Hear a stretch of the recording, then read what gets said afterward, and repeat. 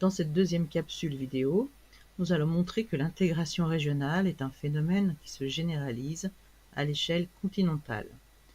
Je vous propose de recopier cette définition d'intégration régionale si ce n'est déjà fait.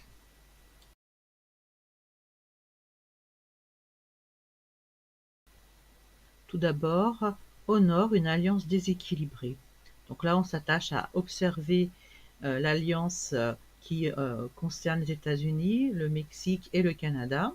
Ces trois pays appartiennent à la même organisation régionale qu'on appelle ALENA, Accord de libre-échange nord-américain. Ce marché commun est un vaste espace où circulent des capitaux et des marchandises. Les États-Unis sont au centre de cette intégration régionale. 75% des exportations canadiennes vont vers ce pays et la moitié des produits importés au Mexique sont états-uniens. Le Canada et le Mexique sont des sources d'approvisionnement et des territoires pour des filiales sous-traitantes des États-Unis. En septembre 2018, les trois pays se sont mis d'accord pour une nouvelle forme d'organisation. L'ALENA de 1994 doit être remplacée par un accord États-Unis-Mexique-Canada. Grand B, une diversité des regroupements au sud. On s'intéresse tout d'abord au Mercosur ou Mercosul, qui est une organisation entrée en vigueur en décembre 1995. Le commun du Sud est la plus grande organisation régionale du continent.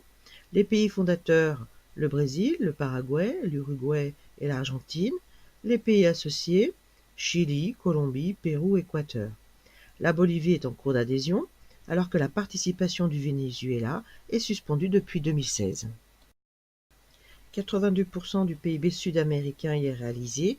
Les échanges sont d'ailleurs à l'avantage du Brésil. Le Mercosur est le premier marché commun du Sud. Il existe de nombreuses autres organisations régionales comme la Communauté andine des nations, l'Alliance du Pacifique, l'Alliance bolivarienne, la Communauté des Caraïbes et le marché commun centra-américain. Enfin, troisième espace d'intégration, au centre, la Méditerranée américaine en fait. C'est un territoire qui se caractérise par une fragmentation politique, une économie locale plutôt faible et des espaces influencés fortement par les États-Unis et un peu moins fortement par l'Union européenne. Les flux nord-sud y sont beaucoup plus développés que les flux intra-régionaux. L'organisation principale de cette région est l'Association des États de la Caraïbe.